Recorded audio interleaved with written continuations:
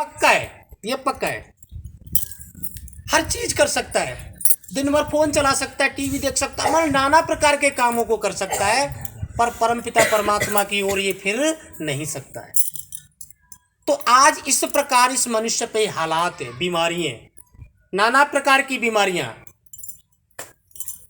दिन रात कमा रहे, पता नहीं पैसा कहाँ जा रहा है, कौन सी पॉकेट में रख रहे हैं जो फटी हुई है। सारा परिवार कमा रहा है, घर में छोटा सा परिवार है, शांति नहीं है, पत्नी में नहीं बनती है, माता पिता में नहीं बन रही है, बच्चों में नित्रोष। ये सब क्यों क्यों हो रहा है हमारे जीवन में? क्योंकि हम सत्य को नहीं जानते, हम उस ईश्वर को नहीं जानते जिस परमात्मा ने हमको बनाया है।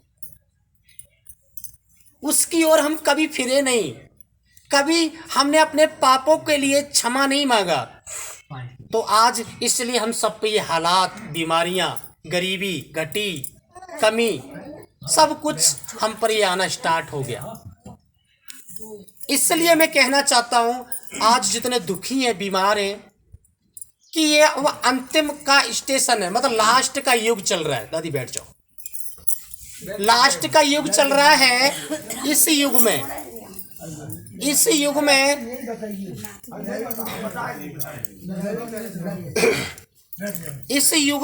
अब कुछ नहीं है, अंतिम स्टेशन है।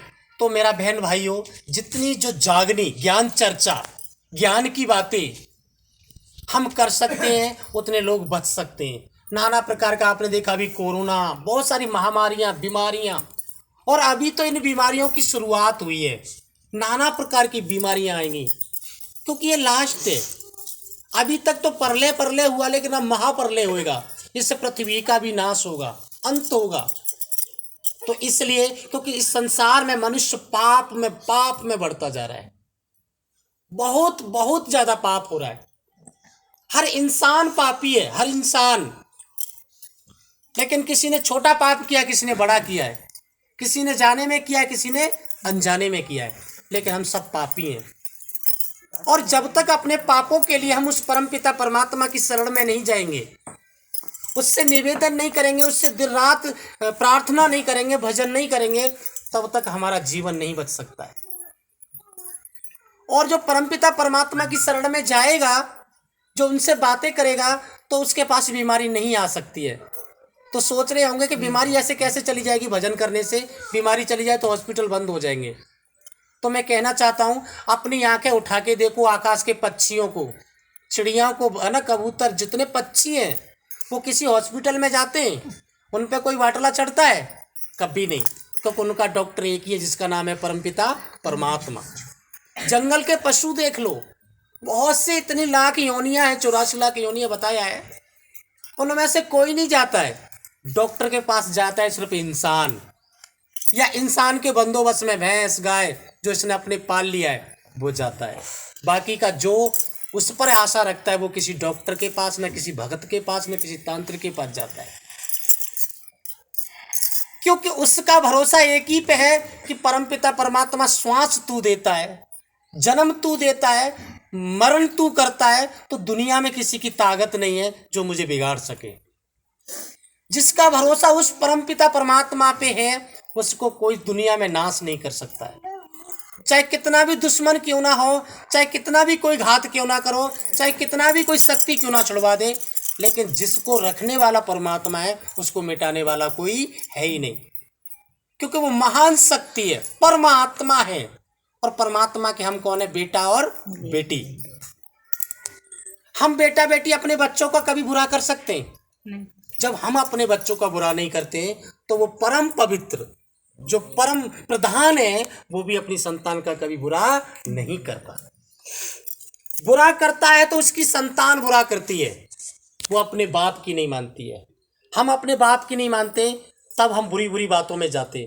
लेकिन पिता कभी नहीं सिखाता, बेटा तू शराब की अड्डे पे चला जा। पिताजी कभी नहीं सिखाता, बेटा तू जुआ खेल के आ।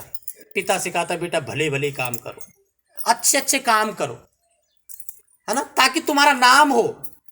पुत्र के द्वारा पिता का नाम होता है। किसके द्वारा होता है? पुत्र के द्वारा पिता का नाम होता है। पुत्र किसी अच्छी सर्विस पर पहुंच जाएगा तो फलाने का बेटा। तो आज इसी प्रकार हम सब लोग उस ईश्वर का नाम करना चाहते हैं। मैं ये नहीं कह रहा हूँ कि सब संत हो जाओ, महात्मा हो जाओ, परिवार छोड़ के चले जाओ, ये भी बेकार है। सबसे बड़ा धर्म, सबसे बड़ा गृहस्थ आश्रम, सबसे बड़ी भक्ति, सबसे बड़ी पूजा, ये आपका घर है। ये घर ही एक मंदिर है और घर में जितने सदस्य रहते हैं वो परमात्मा की बनाई हुई मूर्ति है, जीवित मूर्ति।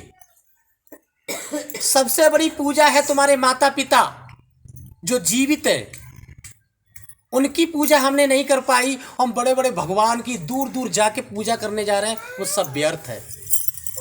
क्योंकि लिखा है जीवित माँ बाप ति दंगम दंगा और मरे बाप पहुंचाए रे गंगा।